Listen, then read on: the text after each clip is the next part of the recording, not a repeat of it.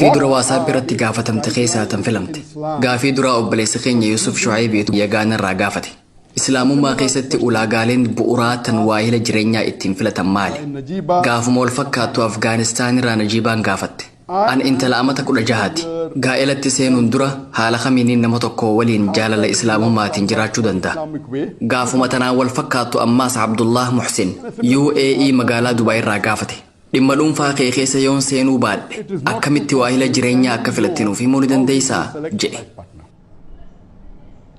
The first question posed by the brother, that what are the guidelines regarding choosing a life partner or a spouse in Islam?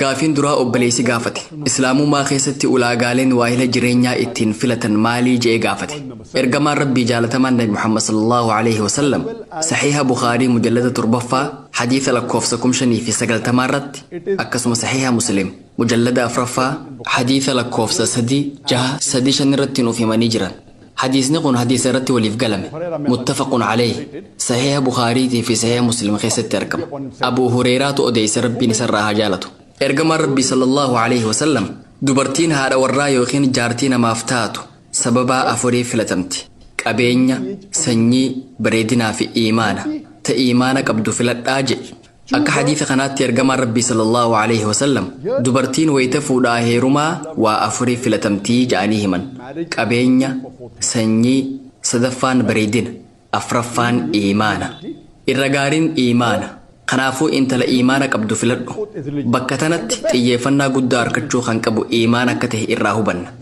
سبب نيسا ولاغالين هفن سدن خنمو هدو من يروفو داهيرو مالالو تن دنيا تنقفها افتجاجلني في أسيت قفها فني فكين ياف قبيني وان دچي تنرت جريني كننين مجراچ ستو ملا غرو آخرت تري نما فيدو ابو ملا سبب خناف ارغما ربي صلى الله عليه وسلم جنة سينو في يسر دريسات ركتا جام هاتو ملك قبيني قباچون حراما متي تهوس ويتفودا في هيرما فنمل حلتن ولاغان جل قبا قبيني تهون قبو لما فان امو سنيدا سنيسي فرئيسي لالون غاريدا تهوس قنيس وان اجومتي انت لسني قدو فودون دنيو مقفرت سفيدا ماتي غاريرا ماتي خبجمرا فودون غاريدا تهوس فوداف غافخاتي سني أصونتان إيمان انتلالا لفولي ولاغان صدفا بريدين قنس وانو مدجي تنرتر الرئياف بريديني وان قويا مراسة يوخين تربا مراسة يوخين وقا مراسة قفاف إسرتاو سنبود الرابطيسي فجيسة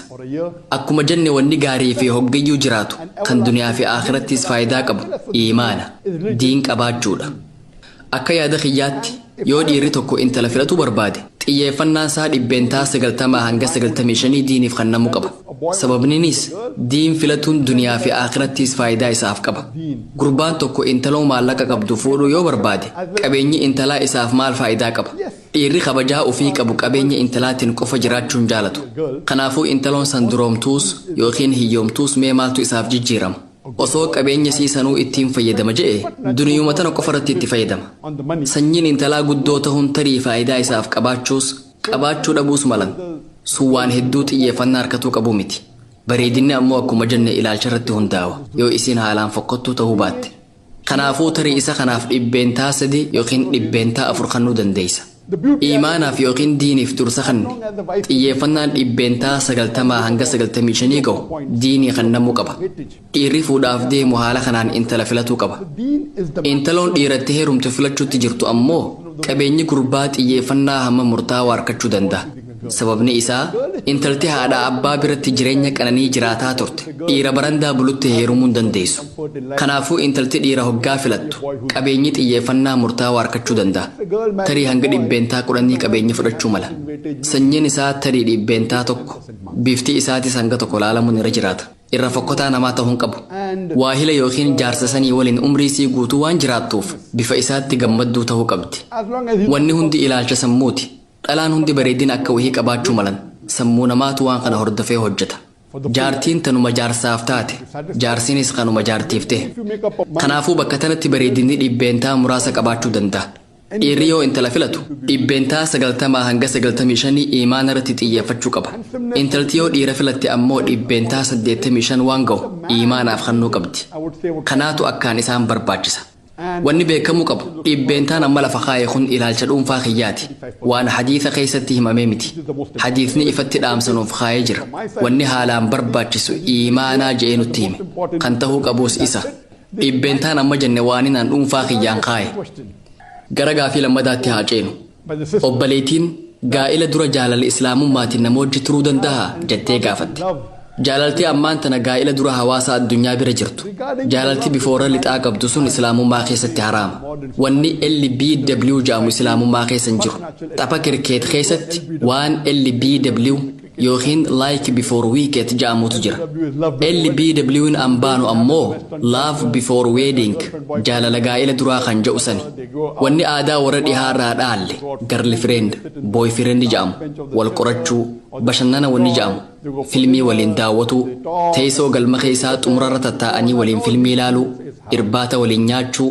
waliin haasa'uun sanbooda hoteela deemanii halkan guutuu waliin dabarsuun islaamummaa keessatti haraama hariiroon jaalalaa bifa kanaa hin hayyamamtu wayita waahila jireenya keetii filattu bakka firri dhihoon jirutti waliin dudubbachuun waan jiraati yoo gurbaan tokko intala filatuu barbaade obboleessi intalaa yoo jiraate yookiin abbaan intalaa yoo jiraate rakkoon qabu daqiiqaa muraasaaf sa'aa hamma tokkoof waliin dudubbachuu fi wal qorachuu ni dandeessan guyyaa tokko qofa osoo hin taane guyyaa sanii oliitis bakka firri jirutti wal arguudhaan wal hubatuu ni danda'ama sababni isaa intala san wajjin jireenya kee guutuu dabarsuuf deemta intaltiinis gurbaa sanii wajjin jiraachuuf deemti garuu kophaatti haasa'uun dhokatanii haasa'uun shayxaana afeeruudha ergamaan rabbii sallallahu alaihi wasallam yoo dhiiraa fi dhalaan takka waliin kophaa bahanii haasawan sadaffaan isaanii shayxaanaa jedhan kanaafuu bifa islaamaatiin gaafii gaggaafatu ni ta'a garuu jaalaltii warra dhihaatan amma hawaasa addunyaa keessa seentee itti fayyadamaa jiran tun haraama karaa islaamaatiin wal jaalachuu ni danda'ama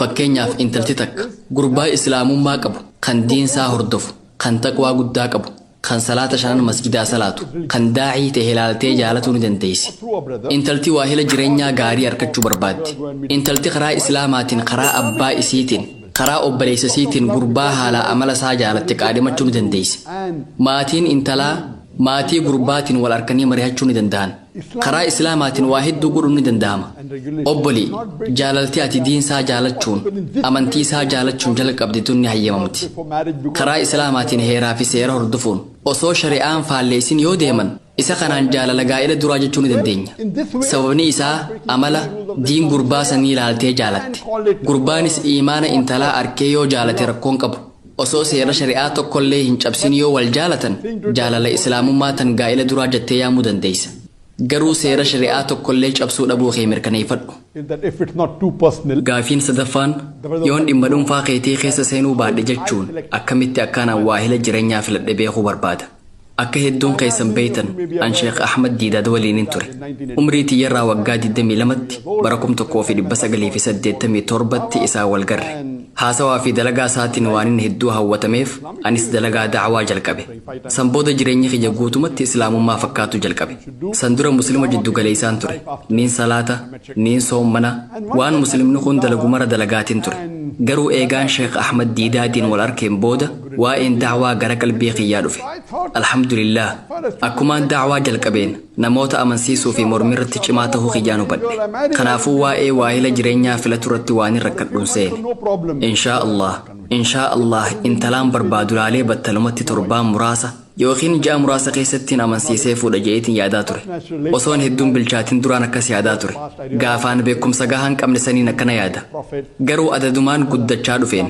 adadumaan hadiisa nabii sallallahu alaihi wasallam dubbisuu jalqabeen waahila jireenyaa filachuun diiniif barbaachisaa akka ta'e hubatuu danda'e yeroo sanitti umriin gaariin dhiirri muslimaa tokko intala itti fuudhuu qabu waggaa 25 je'eetiin yaadaa ture sun yaada kiyya kan yeroo saniiti ammaas akkasumaan yaada tarii xiqqoo san durallee ta'uu mala yeroo sanitti umriin 25 yeroo dhiirri tokko itti fuudhuu qabu je'eetiin amana yeroon san yeroo namni tokko barumsa isaa xumuree itti fuudhuu danda'u je'eetiin yaadaa ture gaafaan amata 25 ga'u intala naaf taatuun barbaadu jalqabe yeroo sanitti beekumsa diin hedduun idaachaa ture hadiisaa fi aayaalee qur'aanaa eegaan dubbiseen booda ulaagaan kiyya kan hadiisa nabi muhammad sallallahu alaihi wasallam kan saxiiha bukaarii fi muslim irra jiru ta'e sunis intalti waa afurii filatamti inni duraa qabeenya lammaffaan sanyii sadaffaan bareedina afraffaan iimaana irra gaariin ta'e iimaana qabdu intala iimaana isiitiif filatuu qabdan kan jedhu kanaan qalbise. Hadiisni kun sammuu kiyya keessatti bakka guddaa argate. Intala haalaan diin irratti jabduu taate fuudhuun karoorfadhe. Tanna caalaa diin qabdu filachuun kaayyootiyyee ture. Keessattuu intala dacwaarra jirtu filachuun kaayyootiyya. Obboleettii tiyyattiin hime. Ulaagaan kiyya kan jalqabaa iimaana. An nama qabeenyaaf nama barbaaduu miti. Qabeenya yoo taate inumaa hiyyeettii osoo taateenaaf gaariidha. Sababni isaa an qabeenya isii takkallee itti fayyadamuu fedhan qabu. Sanyiin rakkoon qabu. Bifaa wal qabatee ammoo akkaan jibbisiistuu ta'uun qabdu. Kun ulaagaa kiyya. Ulaagaa kiyya kana obboleettii tiyyatti himee waahila jireenyaa akkanaaf barbaaddu mari'adheen. Waggaa 2 guutuu barbaacharra turte. Shamarran hedduu qorattee jirti. Akka carraa tahee takkittiin isiillee qorannoo dabruu hin dandeenye. Dhalaa isiin taate jettee yaaddee fi gaafii garagaraa gaafatte hedduu keessaa takkalleen tan gaafii sadarkaa jalqabaa dabarteen jirtu. Boodarratti odeeffannoo intala musliimaa takka tan magaalaa ollaa teenyaa magaalaa Puunaa jedhamtu keessa jiraattuu arganne. Magaalaa Mombaay an jiraadhurraa kiiloomeetira 160 nurraa fagaatti. Dhaabbata dacwaa dubartoota Islaamaa keessatti hoggantuu ta'uu sii dhageenye.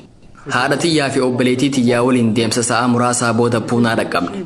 Haala saniiniin yeroo jalqabaatiif haadha warraa tiyyaa waliin wal arge. Yeroo sanitti isiin quman qabdu ture.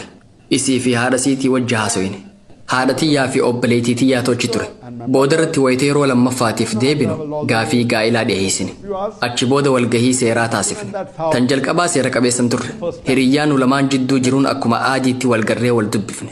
Mariin teenya tan seera qabeessaa sa'a hedduu nurraa fudhatte. Alhamdulillah, isiin dubartii jalqabaa awwaahila jireenyaatiif filadhee dubbise taate. Alhamdulillah, isumaan jalqabaa arkeetu gaarii naaf ta'e. Rabbiilleen barakaa isaa narratti dhangalaase. Maashaa Allah, haadha warraa akkaan gaarii naaf taate. Alhamdulillah, kennaa addaa Rabbiin na badhaase keessaa inni kun isa tokko. Iimaana Rabbiin naaf kenneen boodatti kennaan guddaan Rabbi naaf kenne haadha warraatiyya. Isiin warra Puunaa turte. Marii jalqabaa irratti waan hedduuratti walii gallee garii ammoo xumuruu geenye adda baane. San booda marii lammadaa irratti xumurre. Ulaagaan tiyya ijoon isiin intala diin ta'uudha. Akkasuma daacii ta'uusiiti.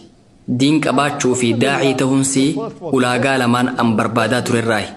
Yeroo sanitti intala isii caaltu takkallee argachuu hin danda'u. Walumaa galatti amma waggaa 27 ol wajji jiraannee jirra. Hangaan an beekutti yeroo sanitti gaa'ilaaf intala isii caaltu argachuu hin danda'u. Alhamdulillah, ulaagaan an fayyadame kanneen ture. Kanneen hafan xiyyeeffannaa keessan galchine. An bareedina isiitiif hedduu cinqamuu baadhus maashaa Allah Rabbiin haadha warraa bareedduu na badhaase. Akkumaan jalqaba jedhe bareedinni ilaalcha sammuu teetiiti. Namoonni hedduun yeroo kee heddumminaan dacwaaf kannaa jirta. Dacwaa sa'aa 8 fi 9 godhaa jirta. Amma haadha warraa teetiifis yeroo kannuu qabda. Waan kanniin lamaan akkamitti walitti qindeessitee oofuu dandeessa jechaa na gaafachaa turan. Wanni nan dubartii daacii fuudheef akka geengoo wal keessa seennee dalagaa qooddachuudhaaf yoon guyyatti sa'aa 5 isiif kanne tarii sa'aa 3 waa'ee dacwaa irratti mari'anna.